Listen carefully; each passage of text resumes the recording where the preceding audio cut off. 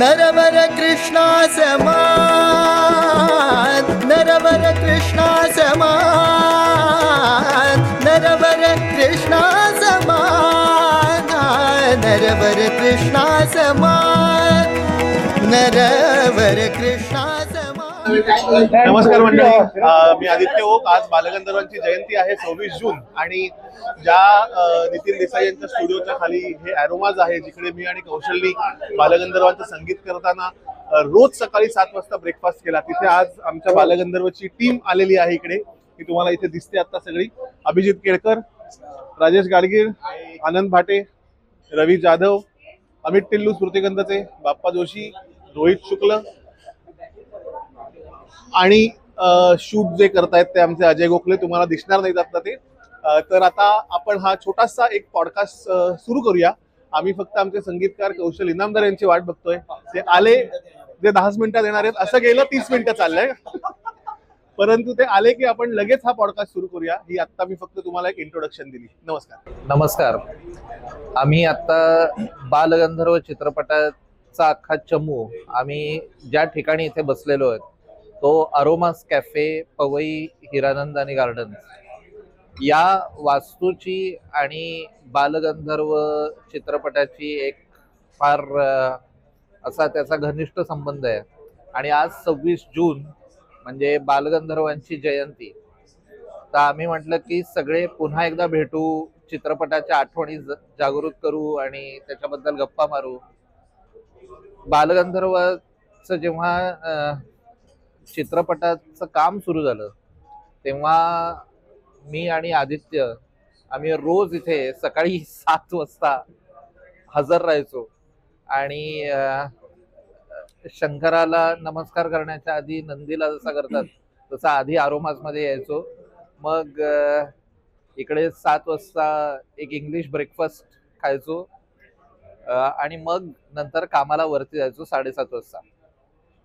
हे असं आम्ही अखंड 9 महिने केलं।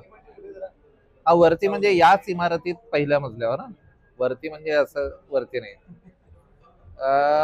पण हे असं अखंड आम्ही 9 महिने असे स्वतःचे डोहाळे पुरवून नंतर मग बालगंधर्व हा चित्रपट निर्माण झाला।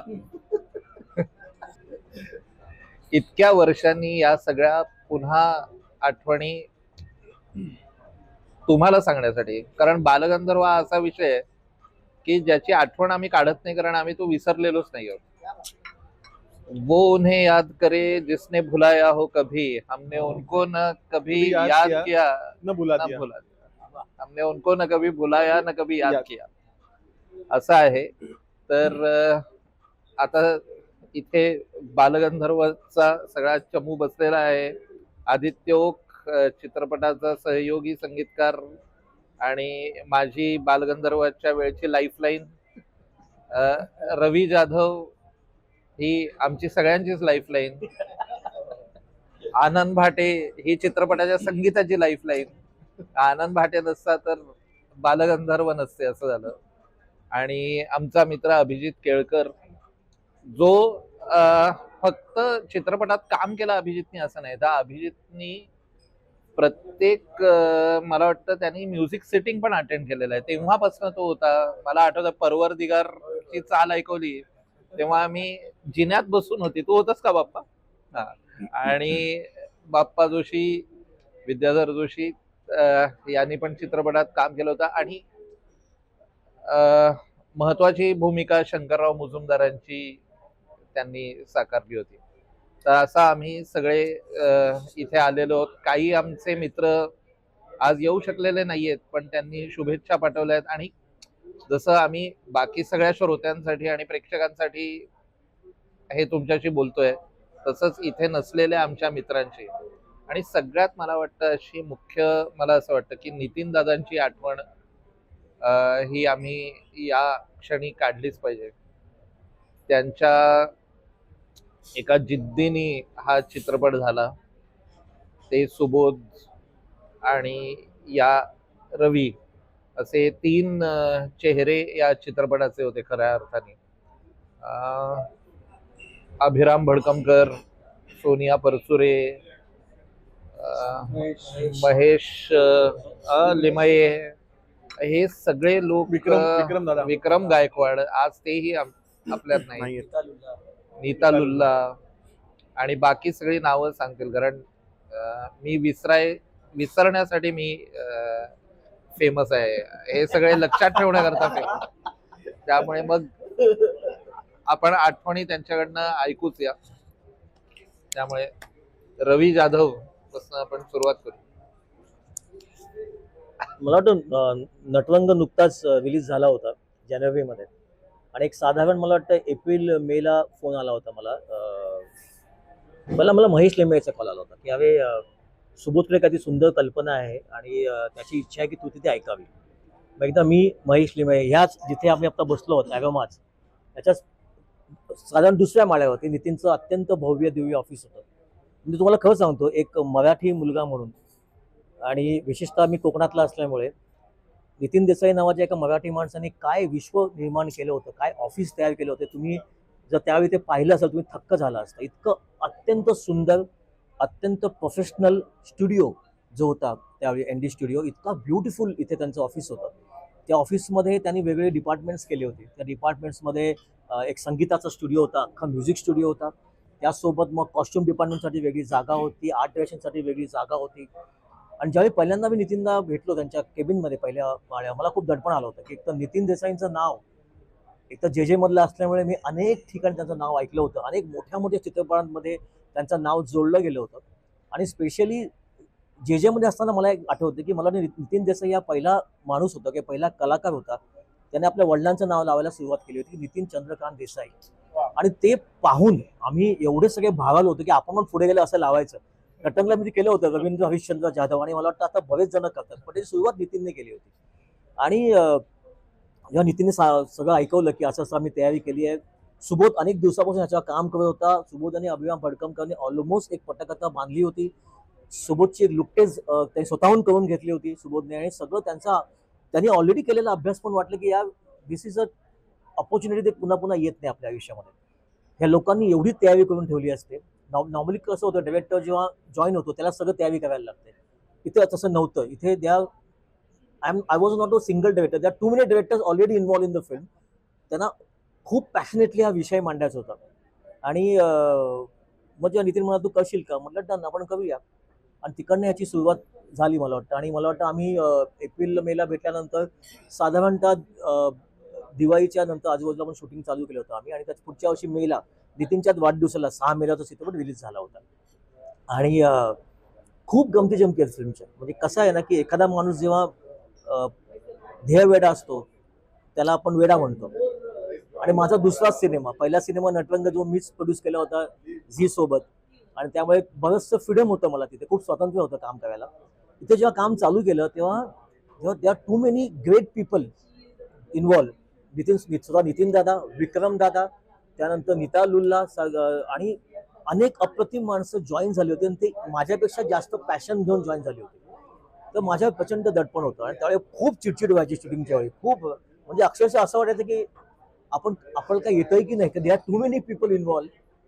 पण त्या सिनेमातून शिकायला प्रचंड मिळालं. म्हणजे मला आठवते मी आणि महेश आम्ही किती तास झोपलो सुद्धा 33 दिवसामध्ये मला आठवत नाही, पण आम्ही सतत एकच ध्यास होता, एकच विचार होता की या सिनेमाची प्रत्येक फ्रेम सुंदर कशी दिसेल, या सिनेमाचा प्रत्येक सीन ऑथेंटिक कसा वाटेल, त्या प्रत्येक सीनमध्ये, प्रत्येक पिरियडमध्ये. मला वाटतं 1880 ते 1940 पर्यंत 60 वर्षाचा काळ होता सिनेमामध्ये.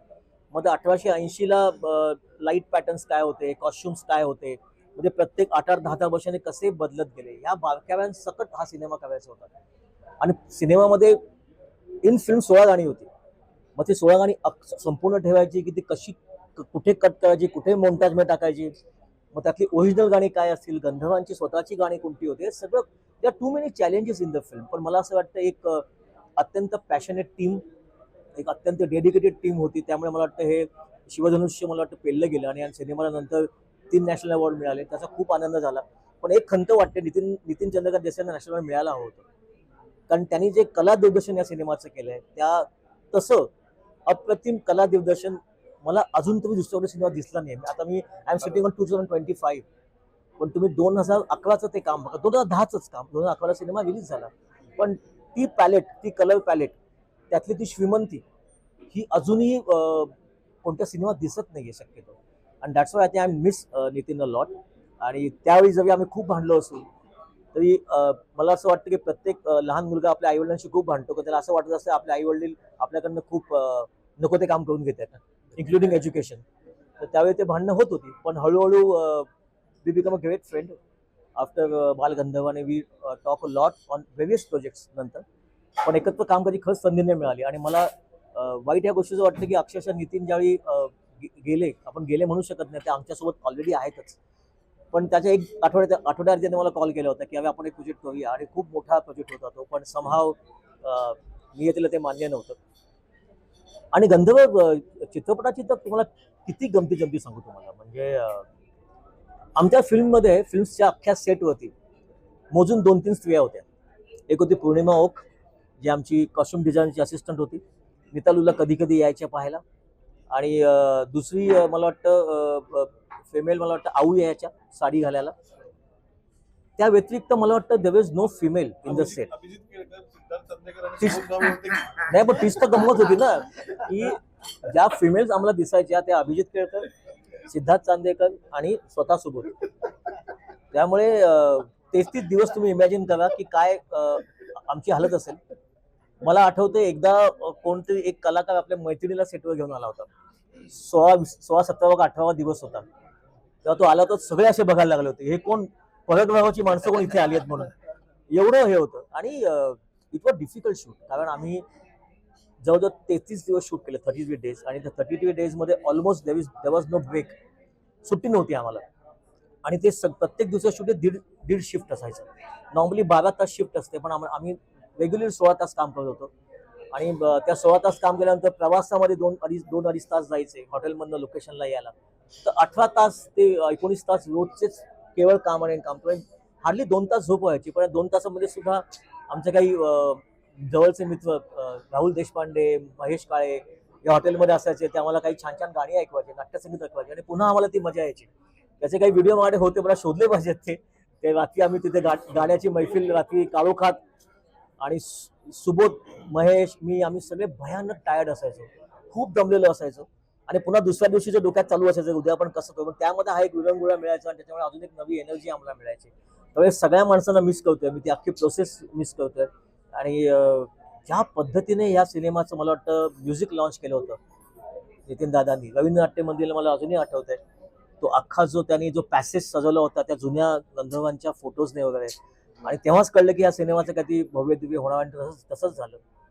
खूप छान वाटतं. या आज ही सगळी टीम एकत्र आली. सगळ्यांचा अट्टहास होता की नवी पिढी आहे, नवं जनरेशन आहे, त्यांना नाट्यसंगीताची ओढ पुन्हा लागावी. नाट्यसंगीताची प्रचंड ओढ होतीच, पण ते मला वाटतं 45-40 एज ग्रुपच्या पुढच्या माणसांना होती, पुढच्या रसिकांना होती. पण 18 वर्षाचा मुलगा, 20 वर्षाचा मुलगा, यांना त्याची आवड लागावी म्हणून मला वाटतं हा अख्खा अट्टहास नितीन चंद्रकांत देसाई, सुबोध भावे या सगळ्यांनी घडून आणला. त्यातलं छोटंसं योगदान माझं होतं. पण त्यामुळे मला वाटतं आज आपण बऱ्याच ठिकाणी पाहतोय, आज बरीचशी तरुण पिढी आज नाट्यसंगीत अत्यंत आवडीने ऐकते, पुन्हा पुन्हा ऐकते. आज नाट्यसंगीताचे बरेचसे शोज होत आहेत. आज नाट्यसंगीताकडे बरेचशी मुलं वळली आहेत. बरेचसे रील आपण बघतो, बरेचसे रील स्टार्स आज नाट्यसंगीत गातायत, ऐकवतायत. संगीत नाटकांवर आणखीन सिनेमे पण आले, संगीत नाटकांवर अजून सिनेमे आले, संगीत नाटक पुन्हा सुरू झालं. त्या अनेक गोष्टी घडल्या. मला वाटतं त्या सगळ्या गोष्टी घडण्याचं प्रमुख कारण 2010ला काही माणसांनी एकत्र येऊन ठरवलं आपण एक नाट्यसंगीताचा सिनेमा करूया. आणि त्या काळात तो ट्रेंड नव्हता, तो झोन नव्हता, तो विचारही कोणी करू शकत नव्हता. त्यावेळी केलेला तो विचार होता. मला वाटतं तो काळापुढे केलेला विचार होता. अशा गोष्टी कायम टिकतात, अशा गोष्टी कायम लोकांच्या स्मरणात राहतात, आणि त्यासाठी जे कष्ट करायला लागतात ते केले. ह्यात आम्हाला वाटतं आम्ही विशेष काही केलं नाही. त्यामुळे ही सगळी टीम आहे, आणि आज ते सगळे तुम्हाला तुमचे अनुभव सांगतीलच. मलाही ऐकायला पुन्हा मजा येईल. It's a nostalgic trip for all of us. त्यामुळे आमीन.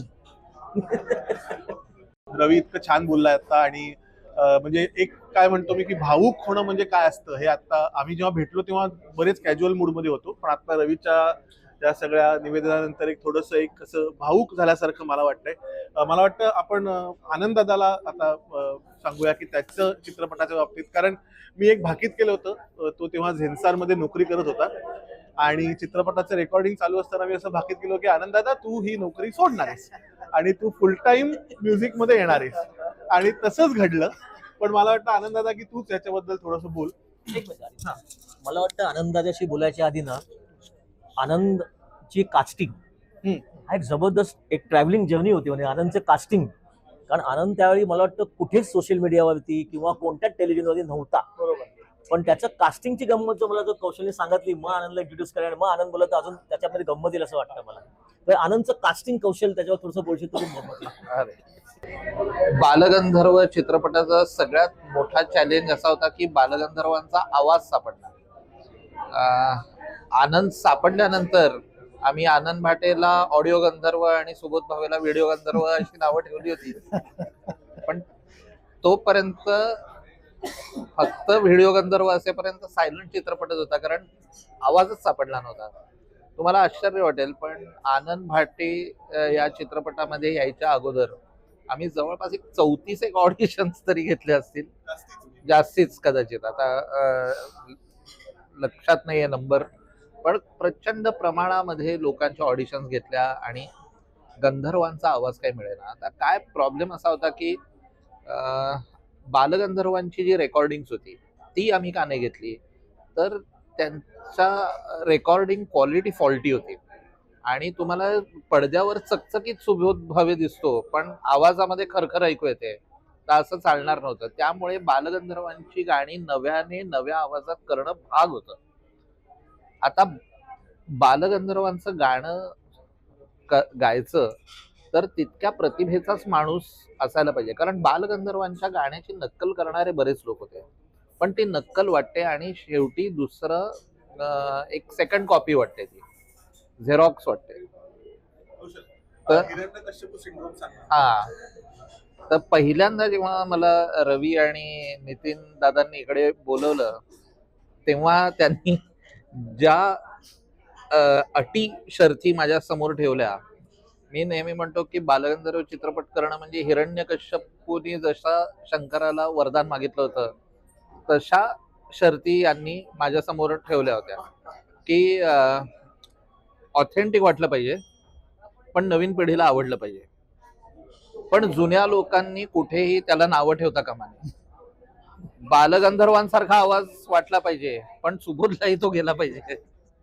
अशा अनेक गोष्टी, म्हणजे हिरण्यकश्यपूने कसं मागितलं होतं ना की मृत्यू यावा पण दिवसा नाही, रात्री नाही, आत नाही, बाहेर नाही, नराच्या हाती नाही, पशुच्या हाती नाही, जमिनीवर नाही, आकाशात नाही, अशा सगळ्या कंडिशन्स मध्ये आम्हाला काम करायचं होतं आणि त्याच्यासाठी सगळ्यात क्रुशल गोष्ट होती गंधर्वांचा आवाज सापडणं.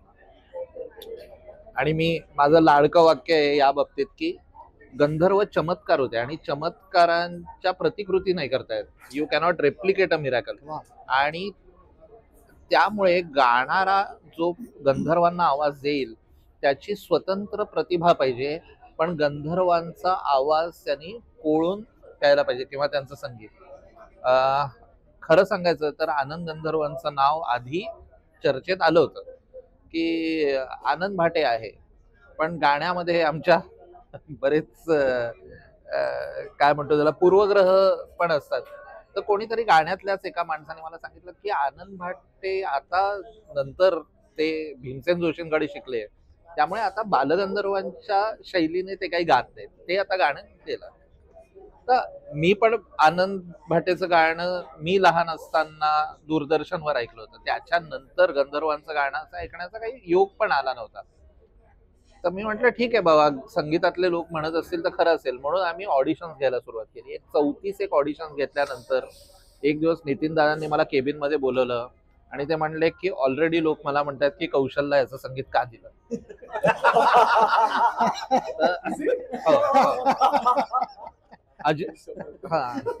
तर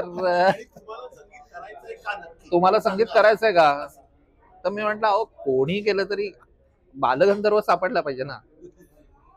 त्यांच्या ऑफिस मधनं बोलणी खाऊन लगेच मी आदित्यला फोन केला. मी म्हटलं आत्ताच्या आत्ता आपण पुण्याला जाऊ आणि आनंद भाटे, कारण शैला दातार यांनी सांगितलं होतं की एकदा आनंद भाटेचं तू गाणं ऐक आणि ते बघ. तर मी म्हटलं आपण ऐकूया, म्हणजे उगाच कोणीतरी सांगितलं म्हणून नको असं न करता आपण ऐकून रिजेक्ट करायचं असेल तर आपण ऐकून रिजेक्ट करू. आणि म्हणून आम्ही गाडी ऑडिशन घ्यायला म्हणून आनंदची पुण्याला गेलो आणि मी आनंदच्या घराची बेल वाजवली. आनंद भाटेनी दार उघडलं आणि पहिला प्रश्न मी त्याला विचारला की आम्ही तुमची ऑडिशन घ्यायला आलो. म्हणजे काय डेअरिंग बघा. तर मग मी सांगितलं आनंदला की म्हणजे सॉरी म्हटलं, शब्द चुकले, की असं नाही की तुमच्याबद्दल काही आम्हाला खात्री नाही असं नाही. आम्ही आमची दिशा भरकटलेली आहे. आम्हाला बालगंधर्वांचा आवाज सापडत नाही आणि आम्हाला वाटलं की एक समजा ऐकलं एकदा गाणं तर आपल्याला काहीतरी निर्णय घेता येईल. आमचा मित्र अद्वैत पटवर्धन त्यांनी त्याचा स्टुडिओ उपलब्ध करून दिला. मी, आदित्य आणि प्रसाद पाध्ये आम्ही स्टुडिओत गेलो. आनंद गायला बसला आणि मी त्या स्टुडिओच्या काचेतनं तो व्हिडिओ रेकॉर्ड करत होतो. आणि मला अजून आठवतंय की मी तो रेकॉर्ड करत असताना आदित्य बसला होता. वद जाऊ कोणाला शरण पहिलं गाणं, आणि पहिला आलाप घेतल्यानंतर आदित्यनी असं माझ्याकडे सटकन बघितलेलं आहे आणि मी आदित्यकडे बघितला आणि आम्हाला कळलं की गंधर्वांचा शोध आपला आता संपन्न झालेला आहे. आपल्याला गंधर्व सापडलेले आहेत. आता पुढे, त्याच्या पुढे मात्र पहिले 2 हे महिने गेल्यानंतर तेव्हा आनंदचा म्हणजे तो बाकी सांगेल, तो आदित्यनी सांगितल्याप्रमाणे तो सेन्सर मध्ये काम करत होता. त्याची अट एकच होती की मी रेकॉर्डिंग करीन पण विकेंड्स ना करीन. तुम्हाला खरं वाटणार नाही, या गाण्या म्हणजे चित्रपटात 21 गाणी आहेत, त्याची 17 सिनेमात आहेत, पण 21 गाणी आम्ही रेकॉर्ड केलेली आहेत. त्या 21 गाण्यांचं ध्वनिमुद्रण हे आम्ही फक्त 3 विकेंड्सला केलेलं आहे, शनिवार रविवार, 6 दिवसात. आणि 6 दिवसात आनंदनी सगळी ती गाणी गायलेली आहेत. याच्याबद्दल अजून पण खूप आहे बोलायला, पण मी आता आनंदला सांगतो की त्यांनी त्याच्या अनुभवांबद्दल बोलावं. आता कौशलनी सगळी ही प्रोसेस सांगितली आणि खरंच मलाही त्या सगळ्या आठवणी जाग्या झाल्या. सर्वात पहिल्यांदा मी असं मला सांगायचं की या सिनेमात काहीतरी कॉन्ट्रीब्यूट करण्याचा चान्स मिळणं, गाण्याचा चान्स मिळणं, तर ही माझ्यासाठी खूप मोठी गोष्ट होती. एक माझं भाग्य आहे किंवा एक खूप चांगला योग आला होता असं मी म्हणेन. कारण बालगंधर्वांची गाणी मी गात होतो लहानपणापासून, परंतु हा सिनेमा त्यावेळी निघणं तर हीच एक खूप मोठी गोष्ट होती. आता रवीने मगाशी सांगितलं तसं आपलं नाट्यसंगीत जे आहे ते नवीन पिढीपर्यंत पोचायच्या दृष्टीने हा सिनेमा खूप महत्त्वाचा होता. आणि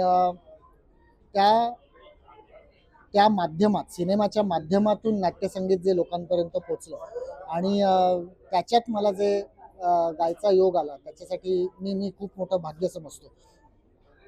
आणि आज आम्ही योगायोग म्हणजे बालगंधर्वांची जयंती आहे आणि त्या मुहूर्तावर आम्ही सगळे इथे जमलोय. आणि त्यामुळे सगळं एक नॉस्टॅल्जिक फिलिंग म्हणतात तसं आलेलं आहे की ह्याच अरोमाच्या बिल्डिंगमध्ये वरती जो इंडिस ऑफिस, इंडिस स्टुडिओ म्हणजे नितीन देसाईंचं ऑफिस आणि स्टुडिओ आहे, तर तिथेच ही सगळी गाणी रेकॉर्ड झाली होती. त्याच्यामुळे खूप ते सगळे दिवस मला आठवत आहेत.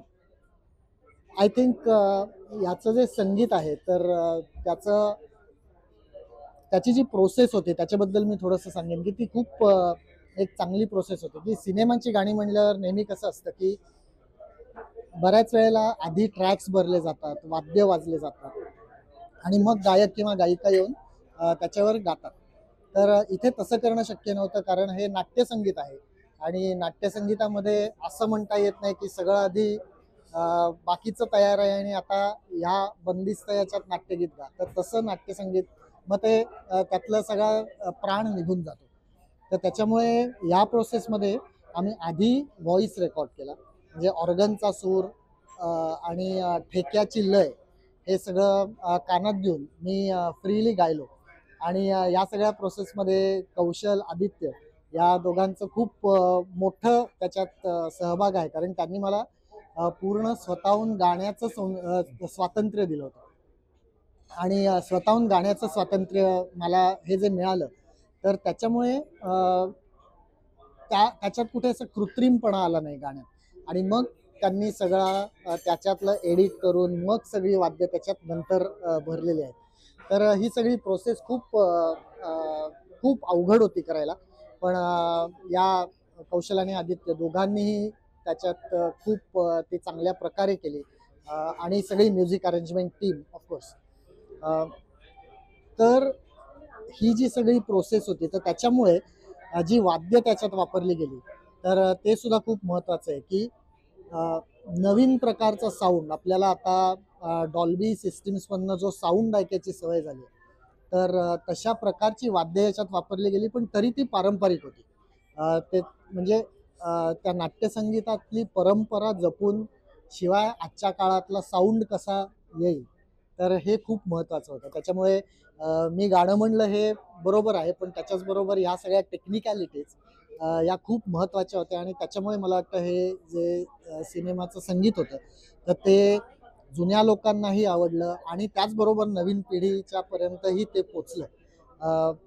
आणि आम्हाला त्याच्यानंतर फीडबॅक इतका चांगला मिळाला लोकांचा की लहान लहान मुलं येऊन आम्हाला सांगायची की आम्ही आत्तापर्यंत नाट्यसंगीत ऐकत नव्हतो पण या सिनेमामधलं गाणं ऐकल्यानंतर आम्ही नाट्यसंगीत ऐकतो आणि आता आम्ही शास्त्रीय संगीत पण ऐकायला लागलो. तर हे पूर्वीच्या काही मराठी रंगभूमीमुळे जे कार्य घडलं होतं की नाट्यसंगीत ऐकता ऐकता लोक शास्त्रीय संगीताकडे वळले तर तसाच काहीसा प्रकार परत या सिनेमामुळे झाला असं मला वाटतं. आणि आता आम्ही सगळे या सिनेमाला 14 वर्ष झाली रिलीज होऊन पण ही आमची जी सगळी टीम आहे ही इतकी इतकी घट्ट आहे, इतके चांगले संबंध घट्ट आहेत आमच्यात की नुसतं बालगंधर्व नाव उच्चारलं की आम्ही एका क्षणात त्या काळात जातो परत. आणि मला वाटतं की काही काही घटनांचे सिनेमांचे असे योग असतात की आपण केलं असं आपल्याला वाटतं पण नंतर मागे वळून जर बघितलं तर ते कोणीतरी वर्ण आपल्याकडनं करून घेतलं असं त्याच्यात फिलिंग येतं. आणि आम्हाला सगळ्यांना एक्झॅक्टली हेच फिलिंग आहे की प्रॉबेबली देवाने आणि बालगंधर्वांनी स्वतःच वर्ण हे आमच्याकडनं सगळ्यांचं कार्य करून घेतलं. सुबोध विषयी मला नक्कीच थोडंसं 2 शब्द बोलायला आवडतील. एक तर ही सिनेमा करण्याची संकल्पना मनात येणं हे खूप मोठी गोष्ट आहे. त्याच्याहून अवघड गोष्ट आहे की ते पूर्णत्वाला नेणं. आणि सुबोधची जी कल्पना होती आता नितीन देसाई असतील, रवी जाधव असतील या सगळ्यांनी आणि सगळी टीम तर ही जी संकल्पना पूर्ण केली आणि त्याच्यात सुबोधनी जे एस्पेशली बालगंधर्वांचं काम केलेलं आहे तर बालगंधर्वांचं जी स्त्री भूमिका होती तर त्याच्यात ग्रेसफुलनेस टिकवणं हे मला वाटतं सगळ्यात मोठं चॅलेंज होतं. कारण आपण नेहमी ज्या स्त्री भूमिका केलेल्या बघतो त्याच्यात जास्त विनोदाचा अंश असतो पण हे कम्प्लिटली वेगळं होतं. जे बालगंधर्वांची स्त्री भूमिका जी होती तर त्याच्यात स्त्रीचं म्हणजे सौंदर्य याच्याबरोबरच ग्रेसफुलनेस टिकवणं तर हे खूप मोठं काम त्यावेळी बालगंधर्वांनी केलं होतं आणि ते सुबोधला पेलायचं होतं. तर ते त्यांनी इतक्या चांगल्या प्रकारे सिनेमात पेललेलं आहे की त्याच्यामुळे लोकांना ते बालगंधर्वांची भूमिका त्याची अत्यंत तंतोतंत वाटली. मी म्हणलं तसं मला खूप आनंद आहे या सिनेमाचा एक पार्ट मला होता आलं. आणि आज बालगंधर्वांच्या जयंतीनिमित्तच इथे आपण सगळे जमलोय तर त्यांना वंदन करतो आणि असंच त्यांचा आशीर्वाद आमच्या सगळ्यांवर राहू दे अशी इच्छा व्यक्त करतो. या चित्रपटाबद्दल बोलू तितकं कमी आहे. मगाशी रवी जसं म्हणला तसं सेटवर एकही स्त्री नव्हती. म्हणजे ज्या काही 2-3 स्त्रिया होत्या ज्या खऱ्या स्त्रिया होत्या त्या सोडून बाकी कुठची स्त्री नव्हती. पण आमच्याकडे 3 अतिशय सुंदर बायका होत्या. त्यातली पहिली बाई म्हणजे सुबोध भावे, दुसरी बाई म्हणजे सिद्धार्थ चांदेकर आणि तिसरी बाई माझ्या शेजारी आता बसलेली आहे अभिजित केळकर.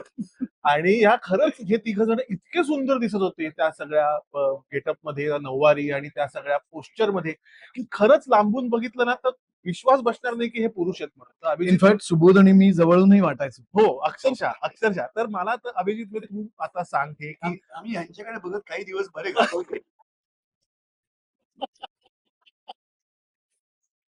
हे सगळं स्त्री भूमिका करणं, जसं आनंदाला म्हटला की सुबोधनी ते सगळा पॉईज मेंटेन केला होता, तसं तू आणि सिद्धार्थनी केला होता. आणि आपण सेटवर जे काही बाकी बोलायचो ते आपण इथे तर सांगू शकत सांगू नाही. शकत नाही. परंतु हा म्हणजे कसं हे तुला रोजचे 3-3 तासाचे मेकअप करायचे, आणि नंतर मला माहिती होतं की तुम्हाला आता तुम्हाला पटकन लक्षात नाही येणार, परंतु वॉशरूमला जायचे वांदे असायचे, बरोबर? हो. म्हणजे 16 तास बसल्यानंतर ती एवढी नऊवारी अंगावर घेतल्यानंतर वॉशरूमला जायचं नाही. तर अभिजित हे सगळं तुम्ही कसं मॅनेज केलं? अं, मी ऑडिशन पासूनच्या माझ्या 2-3 चांगल्या आठवणी सांगेन. पण आता आपण आज बालगंधर्वांची जयंती आहे, सो त्यानिमित्ताने आपण भेटलोय आणि सांगीतिक गप्पा आहेत. तर या चित्रपटाच्या संगीतात जरी माझं काही कॉन्ट्रीब्युशन नसलं तरी या चित्रपटाच्या संगीताचं माझ्या आयुष्यात खूप जास्त कॉन्ट्रीब्युशन आहे, आणि ते मला मुद्दामून इकडे सांगावं असं वाटतं अशासाठी, कारण मध्यंतरीच्या काळात मी खूप डिप्रेस्ड होतो. म्हणजे कोरोना नंतर किंवा त्याही नंतरच्या काळात डिप्रेशन मध्ये होतो, म्हणजे नुसतं डिप्रेस्ड नव्हतो. सो त्या दरम्यान मी अनेकदा कौशललाही मेसेजेस केले की तुझे माझ्यावर खूप उपकार आहेत. रादर तू जी 2-3 गाणी बालगंधर्व या चित्रपटात केली आहेस, त्या अनुषंगाने तुझे माझ्यावर खूप उपकार आहेत, त्या संगीताचे माझ्यावर खूप उपकार आहेत. कारण त्या काळात मी वॉक घ्यायला जायचो, मी जॉगिंगला जायचो, तेव्हा सुद्धा चिन्मया आणि परवरदिगार ह्या गाण्यांवर मी जगलोय ऍक्च्युली. आणि आजही परवरदिगार हे गाणं माझं लाईफ सॉन्ग म्हणून मी सांगू शकतो. इतकं त्या दरम्यान मी तरलोय, खूपदा रडलोय त्या गाण्यावर. सो त्या संगीताचं, ह्या गाण्यांचं माझ्या आयुष्यात खूप मोठं योगदान आहे. ते मला मुद्दामून इकडे सांगायचं होतं. आणि आता खूप सिरियस न होता, मी ऑडिशन माझी कशी झाली हे मी आयुष्यात कधी विसरू शकत नाही. प्रत्येक कलाकाराच्या, ऍक्टरच्या आयुष्यात अशा काही कलाकृती येतात की तो गेल्यानंतर त्याच्याबद्दल सांगितलं जाऊ शकतं की या चित्रपटात यांनी भूमिका केल्या होत्या. तर त्यापैकी एक म्हणजे, आणि सगळ्यात वरचा नंबर ज्या कलाकृतीचा येतो ती म्हणजे बालगंधर्व हा सिनेमा. ती कलाकृती आपल्याला निवडते, आपण ते काही करत नाही, तर ते आपल्याकडनं केलं जातं किंवा आपली निवड त्यासाठी केली जाते, याच्यावर माझा ठाम विश्वास आहे. मी खूप लेट नाईट फेसबुकवर एकदा चॅट करत होतो आणि तेव्हा मला रवी जाधव दिसला. मी त्याला नुकतंच फॉलो करायला लागलो होतो आणि तेव्हा Facebook was a big thing. So तेव्हा घाबरत घाबरत मी चॅटमध्ये, मेसेंजरमध्ये रवीला मेसेज केला आणि तेव्हा तो नेमका ऑनलाईन होता. मला इतकं स्वच्छ आठवतंय हे. सो मी त्याला म्हटलं, सर तुमची ही फिल्म मी बघितली, नटरंग ही फिल्म. तर घाबरत घाबरत मी म्हटलं की मला तुमच्याबरोबर काम करायला आवडेल, आणि तुम्ही बालगंधर्व हा सिनेमा करताय, त्याचं कास्टिंग सुरू आहे असंही मी ऐकलं. सो त्यात काही भूमिका असेल तर मला नक्की करायला आवडेल. तर रवी जाधव, नटरंग हे तेव्हा बूम मध्ये होतं लिटरली, आणि most talked about in Marathi cinema. So I was not expecting की तो मला उत्तर देईल, पण त्याचा लगेच रिप्लाय आला की अरे कास्टिंग सुरू आहे आणि उद्या ये नितीन देसाईंच्या ऑफिसला. तर परत त्याला घाबरत विचारलं की मला ऍड्रेस पण नाही माहितीये, सो मला मिळेल का? सो त्याने ऍड्रेस दिला मला लगेच, आणि मी लगेच दुसऱ्या दिवशी नितीन दादांच्या ऑफिसला पोहोचलो. आणि ह्या क्षेत्रातले उत्तमोत्तम लोक ह्या सिनेमाशी रिलेटेड असणार आहेत हे मला माहिती होतं तेव्हा.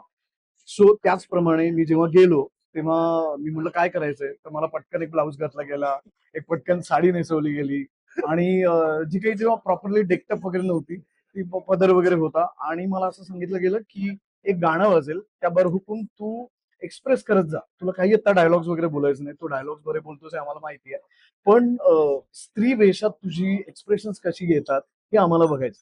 आणि समोर रवी, नितीन दादा स्वतः, नीता लुल्ला अशी सगळी मातब्बर मंडळी समोर बसलेली होती. आणि मला चांगलं आठवतंय कृष्णाचं एक नाट्यपद त्यांनी लावलं होतं, आणि त्या बरहुकूम मला फक्त एक्सप्रेशन्स द्यायची होती. कशी, कुठून, मी काही विचार केलेला नव्हता, आणि तेव्हा मला स्त्रीच्या वेशात काहीतरी असं करायला लागणार आहे हेही मला माहित नव्हतं. पण ते तो वेश परिधान केल्यानंतर मला काय माहित नाही, पण मी नऊवारी साडीचा पदर घेतला, पाय दुडका केला, हे माझं माझं झालं तेव्हा मी अजिबात विचार करून हे केलेलं नव्हतं. सो ते मी करत गेलो आणि ते केल्यानंतर मला लगेच सांगितलं गेलं की हा त्या रूम मध्ये जा आणि रवीशी तू बोलून घे. रवीशी बोललो मी. रवी म्हणाला हा हा रोल आहे आणि याच्यात एक गाणं आहे त्याच्यावर तुम्हाला लिपसिंग करायचंय. मी म्हणलं एक मिनिट, म्हणजे माझं कास्टिंग झालंय का? मला हो झालंय तुझं कास्टिंग. तर मी म्हटलं बालगंधर्व या सिनेमात ही अशी ऑडिशन असणार होती आणि असं कास्टिंग होणार होतं, हे झालं. मलाही कळलं नाही की माझं कास्टिंग झालंय. सो इतक्या चटकन ते झालं आणि ते झाल्यानंतर लगेच पैशाचं बोलणं झालं आणि मी घरी लिटरली नाचत गेलो की आता कोणाला सांगू नको. बायकोला म्हटलं पण ह्या एवढ्या मोठ्या चित्रपटासाठी माझं कास्टिंग झालंय, कारण तो किती ह्यूज असणार आहे याची मला कल्पना होती तेव्हा. सो अशा पद्धतीने ते माझं कास्टिंग झालं and I think rest is history. आणि अशा उत्तम उत्तम माणसांच्या संपर्कात मी आलो. मला म्युझिक सेटिंग्सना जाता आलं आणि मी परवरदिगार हे गाणं माझ्यासाठी काय किती महत्वाचं आहे हे मी सांगितलंच. पण त्या परवरदिगारची पहिली चाल जेव्हा ऐकवली गेली तेव्हा योगायोग असा की तेव्हा मी खरं तर तिकडे असण्याचं काहीच कारण नव्हतं. ते मी कसा होतो हे मलाही आठवत नाही. पण मी तेव्हा तिथे होतो आणि दादा फुल माहोल वाला माणूस होता. त्यामुळे दादांनी सगळे लाईट्स ऑफ करायला सांगितले. ते असे शांत डोळे मिटून तिकडे बसले आणि तो माहोलच तयार झाला आणि मग कौशलनी ते गाणं ऐकवलं. सो ह्या गोष्टी कधीच मी विसरू शकत नाही. आदित्यकडे मी थोडासा वशिला लावून आशाताईंची एक लावणी रेकॉर्ड केली, तेव्हा त्या लावणी म्हणत असताना मला तिकडे बसता आलं. ही संधीच आहे आणि ती चालून माझ्याकडे आली होती आणि इट वॉज डेस्टाईन. इतक्या चांगल्या गोष्टी माझ्या नशिबात होत्या आणि त्या मला मिळाल्या. इतकंच माझं श्रेय आहे असं मला वाटतं.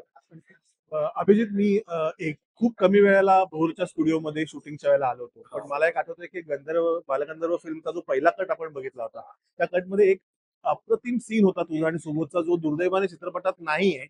परंतु गंधर्व जेव्हा गंधर्व नाटक कंपनी बंद करतात आणि त्यांच्याकडच्या वस्तू सगळ्यांना एक देतात, तो एस्पेशली तुझा आणि सुबोधचा सीन फार आउटस्टँडिंग झाला होता. तर त्या सीन बद्दल तू सांगावं असं मला वाटतंय.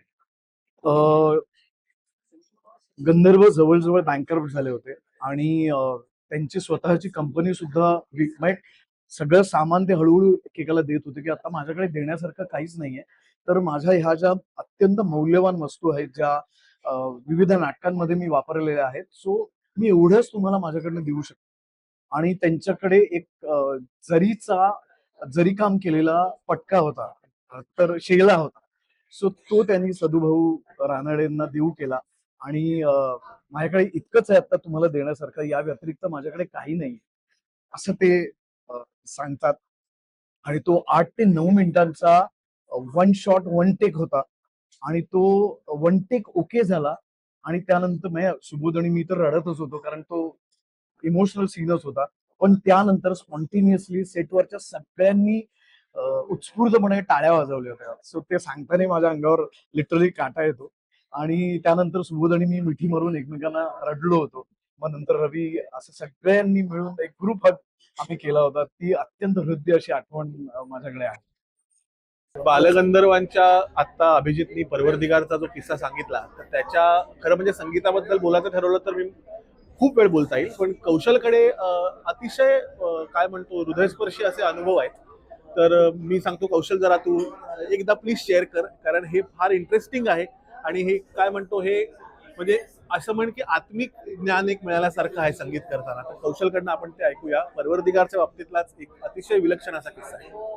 कोविडच्या काळामध्ये मला फेसबुकवर एक मेसेज आला की कौशल, तुझ्याशी असा एकेरी बोलतोय म्हणून वाईट वाटून घेऊ नकोस, इथे आपलं आधी बोलणं झालेलं आहे, पण आज मी तुला विशेष कारणासाठी हे पत्र लिहितोय म्हणजे फेसबुकवर, की काल मी माझ्या आयुष्याचा शेवट करणार होतो, सगळी तयारी केली. खरं तर मी असा काही निराशावादी वगैरे नाहीये,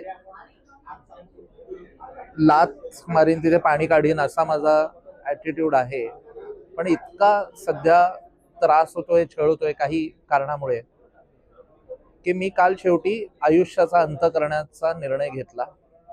सगळी तयारी केली आणि असं म्हटलं की गाणं ऐकत जाऊया. नेमकं युट्यूबवर जे गाणं लागलं ते परवरदिगार होतं. आणि ते ऐकल्यानंतर मी इतका रडायला लागलो की तेरा तुझे मैं सौंप दूं कुछ भी नहीं है मेरा. ऐकून मला असं वाटलं मी काय करायला निघालोय. आणि मी इलेक्ट्रिकल इंजिनियर आहे. मी एका मेडिकल ऑपरेशन थिएटरवर आता काम करतोय.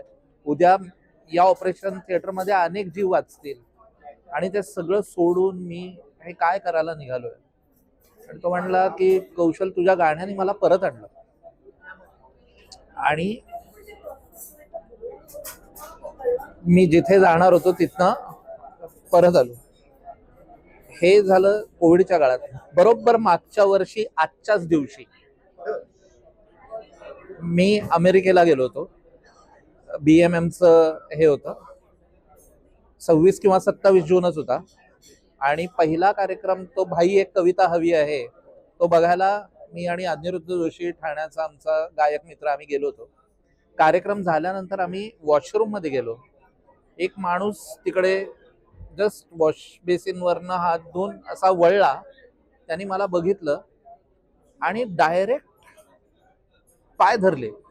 मी त्याला उठवलं. मी म्हटलं मला ऑकवर्ड झालं कारण तिकडे लोक पण होते. आणि तो जे हात माझे धरून परवरदिगार परवरदिगार म्हणून रडायला लागला तो हाच माणूस होता. आणि त्यांनी मला असं वाटलं की एका अर्थाने म्हणजे तो म्हणाला होता की तुझ्या गाण्यामुळे मी परत आलो. मला असं वाटलं की त्यांनी हे म्हणून त्यांनी मला पण कुठल्या तरी एका काळोख्या जागेवरनं परत आणलं. कारण तुम्हाला असं सतत, कारण मी मध्यंतरी एका पॉडकास्टमध्ये म्हटलं होतं की माझं पूर्ण वेळ काम हे फ्रस्ट्रेशन येऊ न देणं आहे. मग उरलेल्या वेळात मी गाणी पण करतो. कारण तुम्ही बघता की एक एक मिनिटाच्या रिळामध्ये बेसूर गाणाऱ्या लोकांना खूप जास्त लाईक्स मिळतात, त्यांना पैसे मिळतात, तुमच्या पुढे जातात. पण आपलं काम हे मनोरंजनाच्या पलीकडे जाऊन लोकांच्या आयुष्याला स्पर्श करतं. हे जे फिलिंग आपल्याला येतं. त्यामुळे मला असं वाटलं की त्यांनी मला म्हणजे माझ्या गाण्यामुळे त्याला काय मिळालं हे ऍक्सिडेंटल होतं. पण त्यांनी मला हे सांगून मला जी गोष्ट दिली आणि हे पण बालगंधर्वाच्या संगीताचे उपकार आहेत असं मला वाटतं. त्या दुसऱ्या दिवशी आमचा कार्यक्रम होता. मी त्याला पहिल्या रांगेत बसवलं आणि बाकी कुठे मी असं बोललो नाही. पण त्या गाण्याने आम्ही शेवट केला कार्यक्रमाचा. आणि मी म्हटलं हे गाणं सर तुमच्यासाठी आहे कारण तुम्ही पण मला परत आणलं ते का याच्यात. मी काय आता स्पेसिफिकली सांगितलं नाही कोणाला. पण हे झालं. आज त्यांची आणि माझी खूप चांगली मैत्री आहे आणि ते इंटरॅक्ट करत राहतात. पण मला इतका आनंद आहे की कोणीतरी एका गाण्यामुळे निर्णय घेतात की ती सीमारेषा आहे ना आयुष्य आणि मृत्यूची, ती सीमारेषा आपलं गाणं आहे. ही फार काय म्हणतो कृतार्थ करणारी अशी भावना आहे. पु. ल. देशपांडेच्या हा. सुंदर विवरणामध्ये वाक्य आहे हा की आपल्यामुळे दुसऱ्याला आनंद होतोय हे किती मोठी गोष्ट आहे. खरंच. कसं आहे? हो. तर हे बालगंधर्वाच्या गाण्याचं फलित. चिन्मया सकल हृदयामुळे एक डिमेन्शिया मध्ये गेलेल्या बाई शांत व्हायच्या असं त्यांच्या नातीने कळवलं होतं मला. असं काय काय फार टेरिफिक अनुभव बालगंधर्वच्या संगीताने दिले. बालगंधर्व चित्रपटाची खासियत अशी होती की बालगंधर्व हे प्रमुख व्यक्तिमत्व असलं चित्रपटाचं तरी जी संलग्न पात्र होती त्याच्यासाठी जे कास्टिंग केलं गेलं ते अतिशय चांगल्या उत्तम अशा अभिनेत्यांचं केलं गेलं. कारण प्रत्येक भूमिकेची लांबी महत्वाची नव्हती तर त्या भूमिकेची खोली महत्वाची होती. कमी कमी वाक्य असताना सुद्धा पात्र महत्वाचं वाटलं पाहिजे.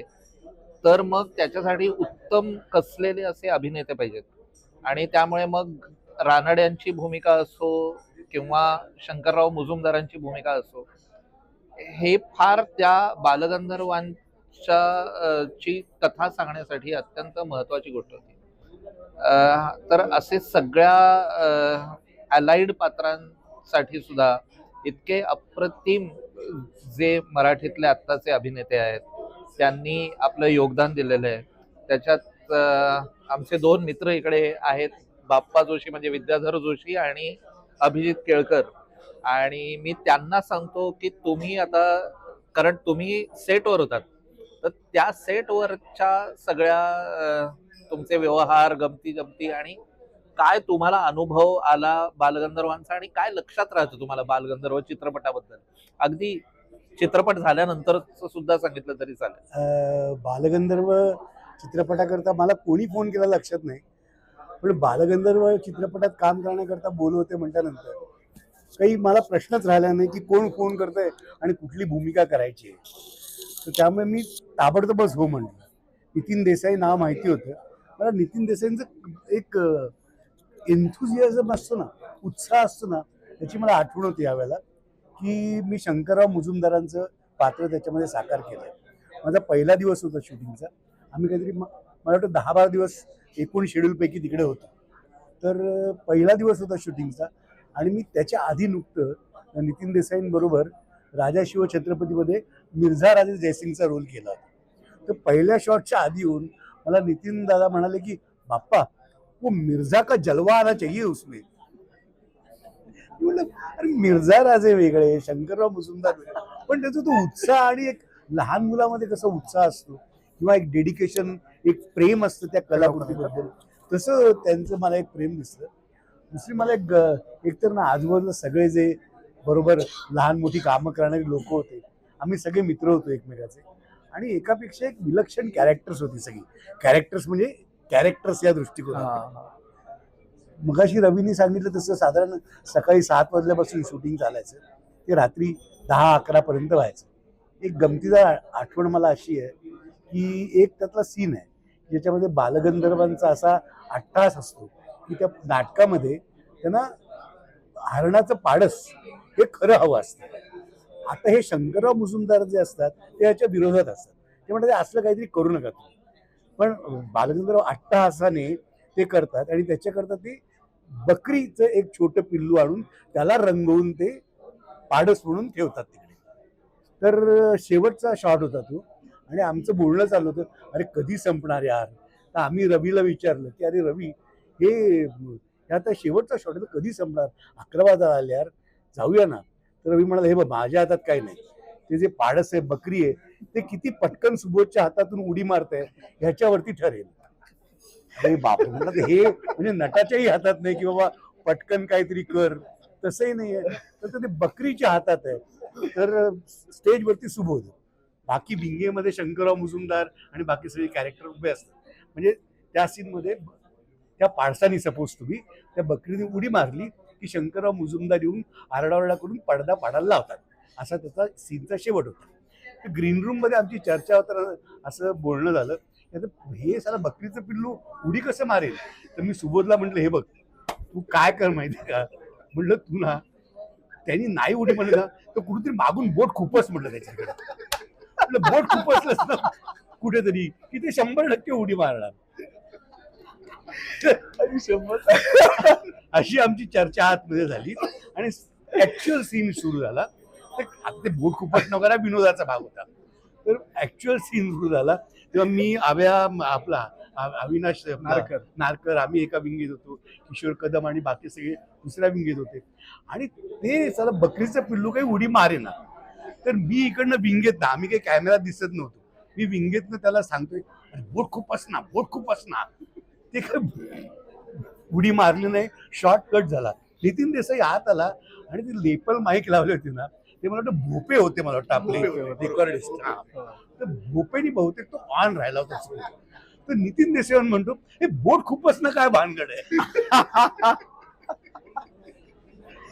तर मी म्हटलं लवकर पॅकअप व्हायला हवं ना, बकरीने उडी मारायला हवी ना, म्हणून एक सजेशन होतं.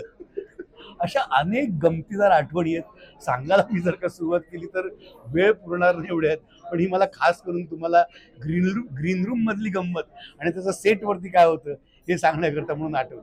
बाकी बालगंधर्व पिक्चर, त्याचं एकूण सगळं सेटवरचं पिक्चर नंतर हे सगळं स्वप्नवत होतं मला वाटतं. आपल्याला असे चित्रपट करायला फार कमी वेळा मिळतात. इतकी चांगली लोक आजूबाजूला असणं हे खूप कमी वेळा होतं. इतकी चांगली टीम आणि सगळेजण पॅशनेटली काम करत होते. कोणाच्याही मनामध्ये कुठलाही किंतु संशय काही नव्हता. त्यामुळे एक वेगळी मजा, एक वेगळा आनंद मला तेव्हा माझ्यासकट सगळ्यांना अनुभवायला मिळाला. नमस्ते मंडळी, आज बालगंधर्व जंक्शनसाठी आम्ही सगळे इथे भेटलोय आणि ज्यांच्या ॲरोमाजमध्ये बालगंधर्वच्या संगीताची पायाभरणी झाली त्या ॲरोमाजच्या मालकीणबाई अनुया म्हैसकर आणि माझी लिटरली बालमैत्रीण, आणि ह्याबद्दलचा एक फोटोही तुमच्याशी मी शेअर करणार Oh my God. अनुया माझ्या आईकडे कथ्थक शिकायची आणि माझ्या वयाच्या 5व्या आणि तिच्या वयाच्या 6व्या वर्षी आईने आम्हाला राधाकृष्ण म्हणून बसवलं होतं आणि आमच्या बाजूला एक डान्स बसवला होता. तो फोटो माझ्याकडे आहे. पण आज अनुयानी हा व्हेन्यू आम्हाला अवेलेबल करून दिलेला आहे. अनुया, मी म्हणेल की मी व्हेन्यू अवेलेबल करून देण्यापेक्षा दिस इज लाईक माझ्यासाठी हा खूप मोठी गोष्ट आहे की aromas was chose at that time की इथे तुम्ही यायचात आणि इथे बालगंधर्व असा खरंच अमेझिंग चित्रपट घडला आहे. ह्याचं मला नुसतं समजून जेव्हा तू मला हे बोललास का म्हणजे मला एक आयडिया होती की वरती एनडी स्टुडिओ होते यायचे, पण ही काय जी सगळी बॅकग्राऊंड आणि ही काय जी त्याच्या मागे हिस्ट्री आहे, इट मेक्स मी फील इतकं अमेझिंग प्रिव्हिलेज आणि इतकं ग्रेट वाटतं की थँक्यू सो मच की आज असं झालेलं आहे आणि एवढी मोठी लोक आज इथे आलेली आहेत. तर अरोमाज एक छोटंसं काहीतरी ह्याच्यामध्ये अरोमाजचं पण छोटंसं योगदान आहे हे मला समजूनच मला बरं वाटतंय. आणि टू यू आदित्य, की ऍक्च्युली आपण म्हणतो ना की एक world is a small place, हे literally we have actually happened that way की आम्ही दोघं फोनवर ऍक्च्युली असंच गप्पा आणि suddenly this whole thing happens, it multiplies to this is जे मला खूपच अमेझिंग वाटतं. Thank you so much. Thank you so much for choosing aromas. नाही चुझिंग नाही, परत मी तेच वाक्य म्हणतो की somebody has already chosen us, म्हणजे बेसिकली. त्याच्यामुळे अनुया खरंच थँक्यू व्हेरी मच आज व्हेन्यू दिल्याबद्दल. आणि आता हे सांगू की नाही मला माहिती नाही, पण आम्हाला जितके पैसे या चित्रपटाचे मिळाले त्यापेक्षा जास्ती पैसे आम्ही या हॉटेलच्या ब्रेकफास्टवर खर्च केले होते त्या काळी. परंतु I hope you didn't regret. Absolutely not. इकडचं फूड चांगलंच आहे, हा आपण मार्केटिंग करत नाही होत, परंतु इथे वारंवार यायला आवडतं आणि इथेच जर बालगंधर्व जंक्शन आम्हाला शूट करता आलं नंतर तर that would be a great thing. पण आपण त्याच्याबद्दल नंतर विचार करूया. Everybody is always welcome. Please come. Thank you Yes. Anuya, thank you. नक्की या. बालगंधर्व चित्रपटाच्या ह्या सगळ्या गप्पा मंडळी जर खरंच चालू ठेवल्या आम्ही तर साधारणपणे 12 तासाचं फुटेज तुम्हाला प्रत्येक कलाकाराचं द्यायला लागेल, कारण आमच्या प्रत्येकाकडे इतक्या आठवणी आहेत. आता कौशल आणि मी आम्ही सिरियसली आता स्मृतिगंधाला विनंती करतो की एकदा खरंच बालगंधर्व जंक्शन ह्या विषयावरनं आता जो विषय सुरू झालाय त्याच्यावर खरंच एक परिसंवाद व्हायला पाहिजे. आणि मेकिंग ऑफ बालगंधर्व खरं जर होता आलं तर खूप चांगलं आहे, पण याच्यावर जरा आपण नंतर विचार करू. परंतु आज ह्या बालगंधर्व जंक्शनमध्ये आम्ही सुबोधला प्रचंड मिस करतोय, महेशला प्रचंड मिस करतोय, सागरला मिस करतोय, सिद्धार्थला मिस करतोय, अविनाश दादाला मिस करतोय. आणि तुम्ही सगळे इथे असतात तर ह्याला एक वेगळं डायमेन्शन मिळालं असतं, परंतु तुम्ही सगळे असताना सुद्धा आपण एक एपिसोड नक्की करूया असं मी सांगतो. आणि सगळ्या माझ्या बालगंधर्व टीमच्या सगळ्या मंडळींचे मनपूर्वक आभार मानतो. कन्क्लुजन करताना मी जसं आता अभिजित म्हणला तसं एकच सांगेन की विवेकानंद जसे म्हणले होते, if you choose a divine make sure that divine has already chosen you. त्याप्रमाणे एखाद्या मोठ्या कलाकारावर जेव्हा चित्रपट व्हायची इच्छा कोणाला तरी होते तेव्हा ऍक्च्युली ती इच्छा त्या मोठ्या कलाकाराची झालेली असते की माझ्यावर परत चित्रपट व्हावा आणि माझे परत आठवण करून द्यावी. त्यामुळे हा आसमा से जब कोई फैसला उतरता है तब जमी की वकालत नहीं चलती, तशा धर्तीला आम्ही सगळेजण या चित्रपटासाठी निवडले गेलो आणि गंधर्वांनी आमच्याकडनं हे काम करून घेतलं. त्याच्यामुळे आमच्या सगळ्यांचं आयुष्य समृद्ध झालेलं आहे. चित्रपटाने आम्हाला काय दिलं असं मी तुमच्याकडे मांडण्यापेक्षा आमच्या आयुष्यातली ते जे 1 वर्षाचा पिरियड होता तो प्रत्येकाच्या आयुष्यातला गोल्डन पिरियड ऑफ टाइम असं मी म्हणेन की तो आम्ही कधीच विसरू शकत नाही. त्याच्यामुळे आज ह्याच नोटवर मी आता हे बालगंधर्व जंक्शन इथे थांबवतोय. आणि तुम्हाला आवडलंच असेल आणि जे काय आवडलंय ते कमेंटद्वारे आम्हाला कळवाच. आणि आम्ही जर शक्य झालं तर बालगंधर्व जंक्शनचे असे अजून भाग तुमच्या पुढे नक्कीच करत राहू. धन्यवाद आणि नमस्कार.